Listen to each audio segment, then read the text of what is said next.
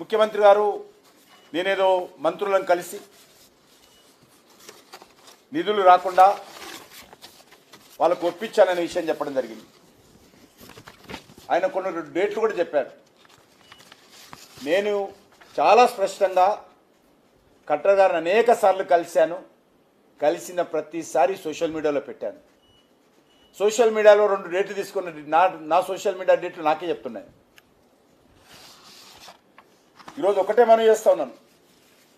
కేంద్ర ప్రభుత్వము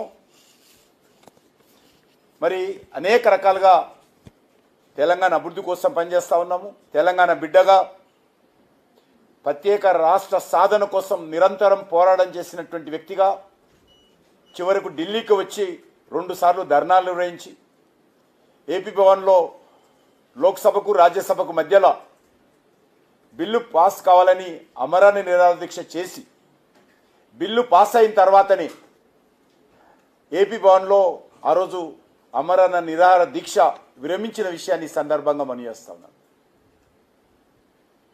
తెలంగాణ అభివృద్ధి పట్లనో హైదరాబాద్ అభివృద్ధి పట్లనో మాకెవరు పాఠాలు చెప్పాల్సిన అవసరం లేదు.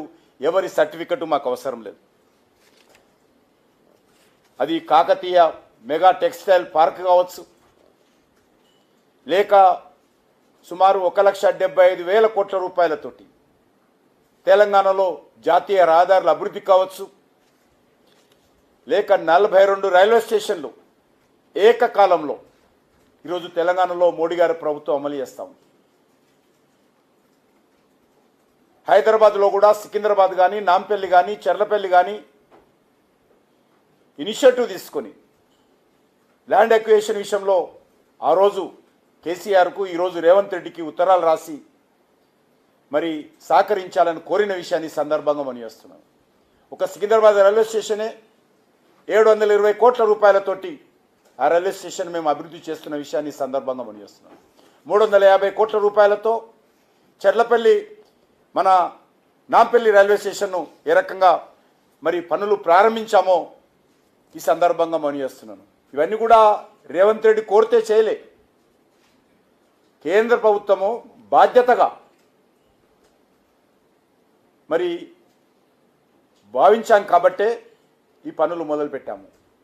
అదే ఎంఎంటీఎస్ తీసినట్లయితే సిటీలో సెకండ్ ఫేజ్ కోసం నాడు కేసీఆర్ సహకరించకపోయినా మోడీ గారిని ఒప్పించి మోడీ గారిని హైదరాబాద్కు ఆహ్వానించి వారి చేతుల మీదుగా ఎంఎంటీఎస్ ప్రారంభించిన విషయాన్ని మనం చేస్తూ ఉన్నాను. అదేవిధంగా జైరాబాద్లో ఇటీవల ఇండస్ట్రియల్ పార్క్, అంతేకాకుండా ఎన్టీపీసీ పవర్ ప్రాజెక్టులు ఈరోజు మరి ఏ రకంగా ముందుకు తీసుకెళ్తున్నాం మనకు తెలుసు. Railway manufacturing unit, railway factory ఈరోజు రాదనుకున్నటువంటి ఫ్యాక్టరీని మళ్ళీ తెలంగాణకు తీసుకొచ్చిన విషయాన్ని మనం చేస్తున్నాం. పార్లమెంటులో చెప్పడం జరిగింది, ఇక వీలు కాదు రైల్వే ప్రాజెక్ట్ అన్నటువంటి స్థలంలో కూడా మళ్ళీ ప్రాజెక్టును మళ్ళీ తెలంగాణకు తెచ్చి ఈరోజు 80% పనులు పూర్తి అయిపోయినాయి. ఆధునికమైనటువంటి రైల్వే కోచ్ల నిర్మాణం కానీ, రైల్వే ఇంజన్ల నిర్మాణం కానీ అక్కడ జరపడానికి కేంద్ర ప్రభుత్వం నిర్ణయించిన విషయాన్ని ఈ సందర్భంగా మనం చేస్తున్నాం. అంతేకాకుండా మరి ఈరోజు మరి అనేక అభివృద్ధి కార్యక్రమాలు ఈరోజు కేంద్ర ప్రభుత్వము తెలంగాణలో అమలు చేస్తూ ఉంది. అంతేకాని మోడీ గారి ప్రభుత్వము, అది డిఎంకే ప్రభుత్వమైనా, అది కాంగ్రెస్ పార్టీ ప్రభుత్వమైనా, అది బీజేపీ ప్రభుత్వమైనా ఏ రకమైనటువంటి వివక్షత లేకుండా అన్ని రాష్ట్రాలకు సహకారం అందిస్తున్నాం. వారు చెప్తా ఉన్నారు మోడీ గారు ఇస్తామనుకున్నా కూడా కిషన్ రెడ్డి అడ్డుకుంటున్నది. అది ఎంత దిగజారుడు రాజకీయాల్లో దీన్ని బట్టి అర్థం చేసుకోవచ్చు.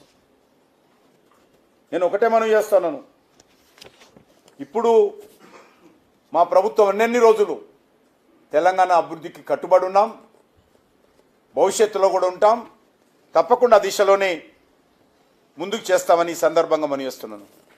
ఇటీవల 11,000 శాసకీయ రుణాలు 50 సంవత్సరాలు వడ్డీ లేకుండా కేంద్ర ప్రభుత్వం రుణం ఇచ్చింది. అదేవిధంగా మరి మూసి పునర్జీవనం కోసం కూడా తెలంగాణ ప్రభుత్వము 4,100 కోట్లు రుణం అడిగితే దానికి ఏషియన్ డెవలప్మెంట్ బ్యాంకు ముందుకొస్తే దానికి ఎన్ఓసి కేంద్ర ప్రభుత్వం ఇచ్చిన విషయాన్ని మనం చేస్తూ ఉన్నాను. అంతేకాకుండా కేంద్ర కోఆపరేటివ్ శాఖ పరిధిలో ఉన్నటువంటి national cooperative development corporation NCDC దాని ద్వారా ఇప్పటి వరకు గత 10 సంవత్సరాలుగా 1,00,000 కోట్లు తెలంగాణ రాష్ట్రానికి మంజూరు చేయడం జరిగింది. ఈ సంవత్సరమే ఏదైతే పెద్ద పెద్ద ప్రకటనలు చేసుకొని మేము కొన్నామంటున్నారు కదా రేవంత్ రెడ్డి గారు, ఆ యొక్క ధాన్యం కొనుగోలుకు 37,000 కోట్ల రూపాయలు ఈ సంవత్సరం కేంద్ర ప్రభుత్వం ఎన్సిడిసి ద్వారా మంజూరు చేసింది. అందులో ఇప్పటికే 34,000 కోట్ల రూపాయలు తెలంగాణ రాష్ట్రానికి ఎన్సిడిసి అందించిన విషయాన్ని మనం చేస్తా ఉన్నాం. ధాన్యం కొనుగోలుకు కేంద్ర ప్రభుత్వం ఎన్సిడిసి ద్వారా ఇవ్వడమే కాకుండా ఎఫ్సిఐ తీసుకున్నటువంటి బియ్యానికి